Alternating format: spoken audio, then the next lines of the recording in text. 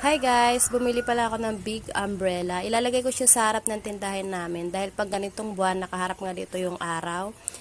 Kwento pala ako sa inyo, kagabi may dumating na bisita yung asawa ko, hindi ko alam na classmate niya pala. Nung tinanong ko kung sino siya, siya daw ay classmate ng asawa ko at sabi nga niya palabasin ko siya. Dahil hindi ko gusto yung pananalita niya, hindi ko tinawag yung asawa ko para lumabas dahil alam ko naririnig ng asawa ko yung pinag-uusapan namin dahil nasa tabi lang siya namin, natatakpan lang siya ng mga itlog.